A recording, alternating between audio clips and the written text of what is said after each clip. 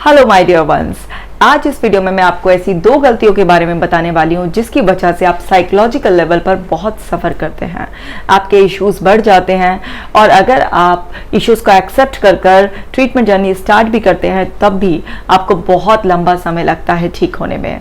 समझते हैं। पहली गलती, इश्यूज को एक्सेप्ट करना। जो भी हाईली इंटेलेक्चुअल लोग होते हैं टॉप अचीवर्स होते हैं, वो एक्चुअली कभी इस बात को एक्सेप्ट नहीं करते हैं कि उनको कुछ साइकोलॉजिकल लेवल पर डिस्कम्फर्ट है। वो अपने स्ट्रेस को स्ट्रेस नहीं मानते हैं, नहीं मानते कि वो ओवरथिंक करते हैं, नहीं मानते कि उनको एंग्जाइटी होती है या वो किसी ऑब्सेशन में फंस गए हैं या डिप्रेस फील कर रहे हैं, क्योंकि एक स्टिग्मा, एक टैबू की तरह इस चीज़ को लेते हैं और इस बात में ईगो ले आते हैं कि ऐसा कैसे हो सकता है कि मुझे एंग्जाइटी हो। ये वाली बात जो, ये एटीट्यूड जो है ना कि ऐसा कैसे हो सकता है कि मुझे एंग्जाइटी हो, ये एक्चुअली इश्यूज़ को एक्सेप्ट ही नहीं करने देता। और ये खास तौर से उन लोगों के साथ बहुत बड़ी प्रॉब्लम आती है जो हाई अचीवर्स होते हैं।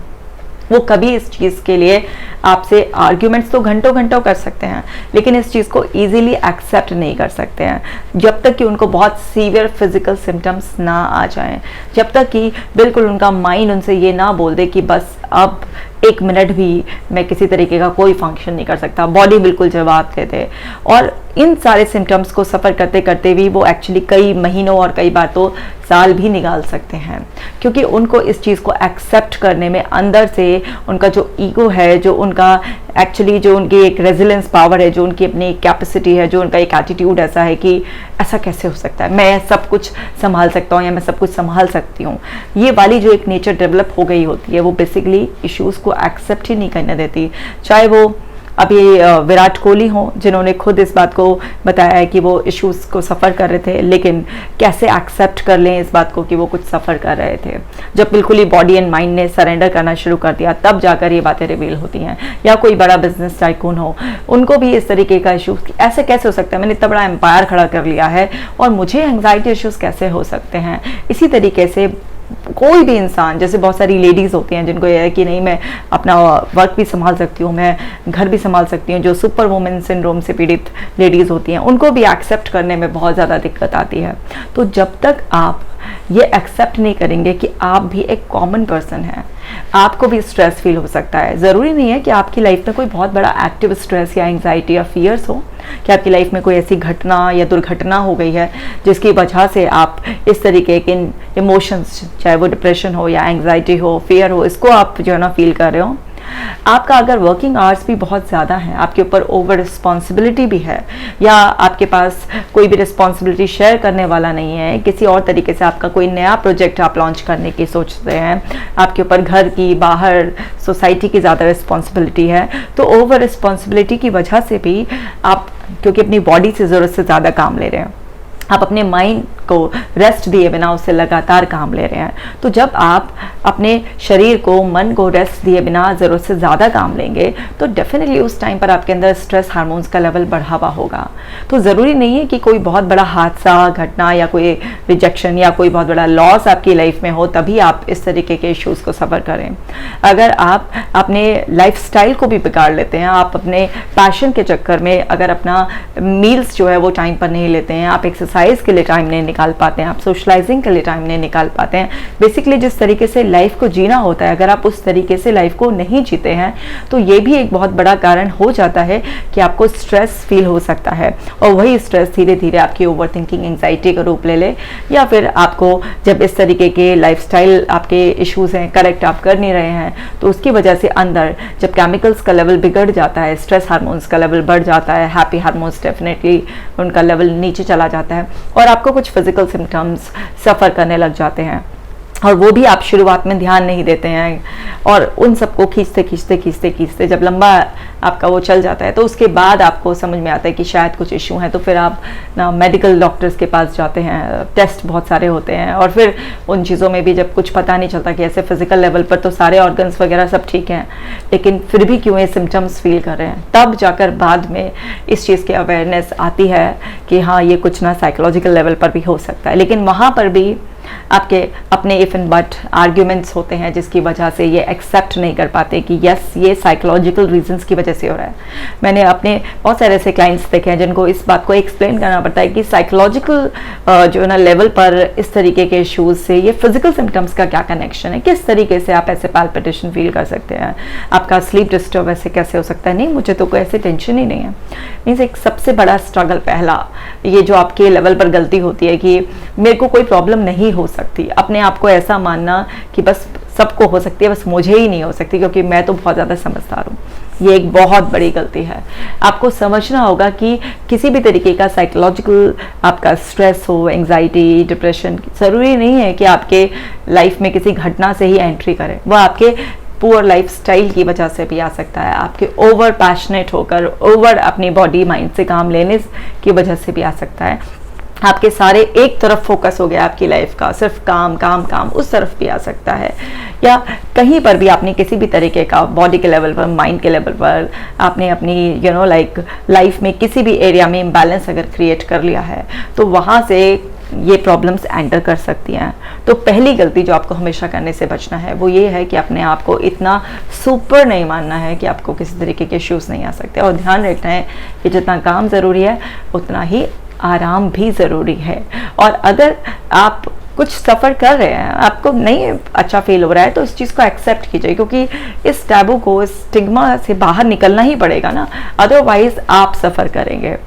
दूसरी जो बड़ी गलती है कि जब कोई इंसान अपने हीलिंग जर्नी को स्टार्ट करता है तो उसके माइंड में इफ एंड बट, एक्सरसाइज करने से क्या होगा। मान लीजिए आपको सजेस्ट किया गया एक्सरसाइजेस करने, आपको ब्रीदिंग एक्सरसाइजेस करने से ये कैसे ठीक हो जाएगा, मेडिटेशन करने से कैसे, मेडिटेशन के लिए तो बैठते हैं, मेडिटेशन में तो मन ही नहीं लगता है। अच्छा, अफर्मेशंस करने से, बार बार ये बोलने से कि मैं हेल्दी हूँ, मैं रिलैक्स रहती हूँ, मैं एक काम पर्सन हूँ, मैं अच्छी तरीके से सोती हूँ, मैं एक बैलेंस लाइफ जीती हूँ, ये सब बोलने से कैसे हो जाएगा।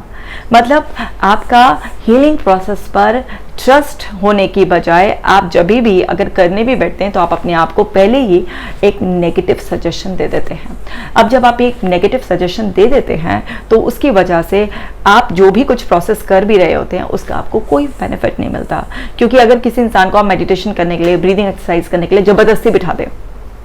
और वो ज़बरदस्ती अनमने मन से ये कर रहा है, तो वो 15 मिनट के आधा घंटा भी अगर ब्रीदिंग एक्सरसाइजेस या मेडिटेशन करेगा उसका कुछ नहीं होने वाला। उसको एज इट इज़, मतलब उसको कोई बेनिफिट नहीं मिलेगा, एज इट इज़ वो जैसा बैठा है वैसे ही उठ जाएगा, उसको कुछ नहीं है। मैं आपको एक छोटी सी स्टोरी सुनाती हूँ। एक बार क्या हुआ, एक व्यक्ति ना मानसिक तौर पर बड़ा परेशान था। उस टाइम में ये साइकोलॉजिस्ट काउंसलर्स का ज़माना नहीं था,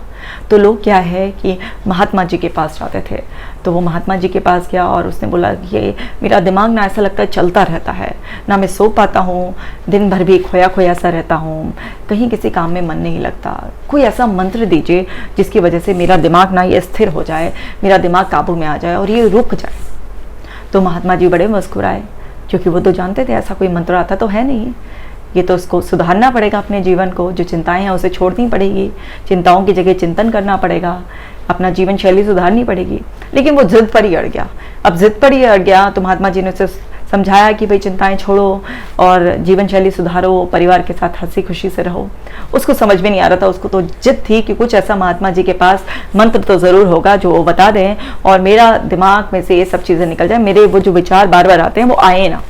अब जब वो पीछे ही पड़ गया तो महात्मा जी ने सोचा कि चलो उसको एक मंत्र दे देता। उन्होंने कागज़ पे एक मंत्र लिखकर उसको दे दिया। अब जाते जाते उसको मंत्र देते देते ये बोला कि देखो ये मंत्र ना तभी काम करेगा जब तुम्हारे दिमाग में बंदर नहीं आएगा। अगर तुम्हारे दिमाग में ज़रा सा भी बंदर आ गया ना तो फिर ये मंत्र काम करना बंद कर देगा। तो ध्यान रखना कि तुम्हारे दिमाग में बंदर बिल्कुल भी ना आए। अब वो आदमी महात्मा जी को प्रणाम कर कर चल पड़ा। अब ये सोचता सोचता मंत्र तो मिल गया, बस बंदर नहीं आना है, और उसके दिमाग में बंदर ही घूमने लगा। उसके दिमाग में बंदर, वो और आगे बढ़ा तो और एक नहीं 2-3 बंदर उसके दिमाग में उछलते उछलते उछलते उछलते वो खैर जैसे तैसे अपने घर गया। रात को सो भी नहीं पाया, बंदर का ही ख्याल और करते करते सुबह जब परेशान होकर उठा, वो मतलब आधी कचरी नींद में जो सोया था, और सुबह सीधा फिर महात्मा जी के पास कि महात्मा जी ये मंत्र ले लो, क्योंकि ये तो काम ही नहीं करेगा, आपने कहा बंदर नहीं होना चाहिए इस मंत्र को पढ़ते वक्त दिमाग में, लेकिन मेरे को तो हर जगह बंदर बंदर ही दिखाई दे रहे हैं, मेरे दिमाग में तो बंदर ही चल रहा है। तो महात्मा जी तो पहले से जानते थे ऐसा कोई मंत्र है ही नहीं। तो वो लेते हैं उस बच्चे को और उसको बोलते हैं कि देखो, अगर तुमको अपने दिमाग में ये सोचना है कि ये विचार ना आए या मैं बहुत ज़्यादा ना सोचूं, तो ये गलत है। आपको क्या करना है, सिर्फ और सिर्फ कोई विचार आ रहा है तो उसे दृष्ट भाव से देखना है, एक ऑब्जर्वर की तरह, और फिर समझना है कि मेरा मन इस बात की चिंता कर रहा है, और मन को उंगली पकड़कर प्यार से, चिंता से चिंतन की तरफ लेकर आना है कि इस समस्या के लिए मैं क्या कुछ कर सकता हूँ, अगर हाँ तो क्या कर सकता हूँ, और अगर इस बात के लिए मैं कुछ कर ही नहीं सकता तो यानी कि इस बात को छोड़ना ही सही है।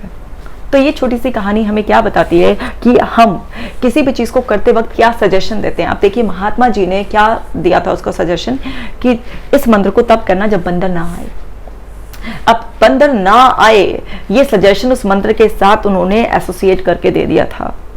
तो उसके दिमाग में वो बंदर बंदर बंदर वाला ही असर आया, और वो क्या है, उस मंत्र को पढ़कर प्रैक्टिस ही नहीं कर पाया,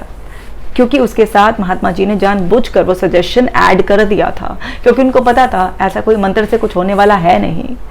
तो ऐसे ही अगर आप मेडिटेशन करते वक्त अपने आप को पहले ही ये सुझाव दे देंगे कि मेडिटेशन करने से क्या होगा, इससे क्या होगा, और आप बैठे रहेंगे बीच बीच में आँख खोल कर देखते रहेंगे या मन मन में ऐसे ही चल रहा है बुद्ध की तरह बैठे रहेंगे, तो वाकई आपका मेडिटेशन से कुछ नहीं होने का। जबकि साइंटिफिकली प्रूव हो चुका है कि मेडिटेशन से आपका सर्टेन लेवल बढ़ता है, मेडिटेशन से आपके अंदर बॉडी माइंड सब लेवल पर रिलैक्सेशन बढ़ता है। मेडिटेशन एक ऐसा प्रोसेस है जो माइंड को स्टेबल करता है। आप देखिए हमेशा से इतने योगीज हुए हैं जो मेडिटेशन की पावर को बताते आए हैं, आज भी इतने स्पिरिचुअल गुरुज हैं जो मेडिटेशन के बारे में बात करते हैं, ब्रीदिंग एक्सरसाइजेस के बारे में बात करते हैं कि आप अपनी इमेजिनेशन पावर से एक मेडिटेटिव स्टेट में जाकर अपनी अंदर की रियलिटी चेंज कर सकते हैं। क्योंकि हम सभी लोग इंटरनल वर्ल्ड से एक्सटर्नल वर्ल्ड को देखते हैं। हम अगर अपने अंदर की तस्वीरों को, जो आवाज़ें हैं, जो एहसास हैं, उन सबको बदल लेते हैं तो हमारी बाहर की दुनिया में भी वास्तविकता बदलने लग जाती है। ये सब प्योर साइंस है। लेकिन मेडिटेशन, ब्रीदिंग एक्सरसाइजेस या पॉजिटिव थॉट लिखने के लिए बोला जाए कि रात को सोने से पहले आप अपनी पॉजिटिव थॉट लेकर, उसमें भी लोगों का आलस आता है। जबकि उसके पीछे भी एक लॉजिक है कि रात को सोने से पहले अगर आप दिन भर में जो भी कुछ पॉजिटिव हुआ है उसके बारे में लिख कर सोएंगे तो आपका एक पॉजिटिव स्टेट ऑफ माइंड हो जाएगा उस टाइम पर। और जब आप पॉजिटिविटी के साथ अपने बेड पर सोने की इच्छा से लेटेंगे तो आपको एक सुकून की नींद आएगी। मतलब हर एक्टिविटी के पीछे एक प्रॉपर लॉजिक होता है, एक प्रॉपर सेंस बेस होता है। लेकिन जो लोग इस प्रोसेस पर किसी भी तरह से विश्वास नहीं करते हैं, उनकी साइकोलॉजिकल हीलिंग की जो जर्नी है वो बहुत स्लो हो जाती है। वहीं दूसरी तरफ जो लोग पूरा विश्वास करते हैं कि हाँ नेचुरल तरीके से ठीक होना है, बिना किसी दवाई के ठीक होना है, खाने पीने की आदतें बदल कर, जीवन शैली बदल कर, एक्सरसाइज कर कर, मेडिटेशन कर कर, पॉजिटिव थॉट्स कर कर, इसी से ही बदला जाएगा। सो उन लोगों की हीलिंग जर्नी की जो स्पीड होती है वो बहुत फास्ट हो जाती है, और वो बहुत ही तेज़ी से, क्योंकि आपके अंदर का यहाँ का जो विश्वास है, जो आपने विचारों से, जो आपने अनुभवों से, जो आपने आसपास के वातावरण से सीख लेकर बनाया हुआ होता है, बेसिकली वो आपको हील करता है। प्रोसेस चाहे कोई भी हो, ब्रीदिंग टेक्निक हजारियों हैं, मेडिटेशन इतनी तरीके के हैं, गेजिंग मेडिटेशन है, गाइडेड मेडिटेशन है, साइलेंस मेडिटेशन है, वॉक मेडिटेशन है, ब्रीदिंग मेडिटेशन है, डार्क नाइट मेडिटेशन है, इतने तरीके की मेडिटेशन है। आप कोई भी प्रोसेस अगर आप विश्वास से कर लेंगे, चाहे वो एक्सरसाइज मेडिटेशन का या फिर आपके साइकोलॉजिकल लेवल पर डिफरेंट थेरेपी, जैसे कॉग्निटिव बिहेवियर थेरेपी बहुत ही एक पावरफुल थेरेपी है, डायलेक्टेड बिहेवियर थेरेपी, आपके इमोशंस को रेगुलेट करने के लिए तरह तरह की थेरेपीज, इतनी सारी एन नंबर ऑफ थेरेपीज हैं। आप किसी भी अगर एक भी प्रोसेस को पकड़कर उस विश्वास के साथ उसे स्टार्ट करते हैं तो आप ठीक हो जाते हैं। लेकिन आपका कमज़ोर विश्वास और सुझाव, जो गलत सुझाव किसी चीज़ के साथ ऐड कर दिया जाता है, बस आपके दिमाग में वही स्टेट बनी रहती है और फिर वो प्रोसेस आपके लिए कुछ भी काम करता ही नहीं है। तो आपको समझना होगा कि अगर आप कुछ खा भी रहे हैं, जैसे किसी को अगर ये बोला आपको ना सेसमी सीड खाने हैं, आपको ना फ्लैक्स सीड खाने हैं, इन सीड्स को खाने से कैसे केमिकल बढ़ जाएगा, इनको खाने से ऐसा क्या हो जाएगा, आपने जोड़ दिया ना वो एक नेगेटिव सजेशन, एक ऐसा जिसमें डाउट है, तो आपने वो डाउट का, नेगेटिविटी का पॉइजन मिक्स कर दिया उस प्रोसेस में। तो एक बात तो बताइए, आप किसी भी प्रोसेस में इस तरीके के डाउटफुल नेगेटिव पॉइजन को मिक्स करेंगे तो आप कैसे उससे हेल्दी रहेंगे? वो तो आपकी हेल्थ को और किल करेगा ना।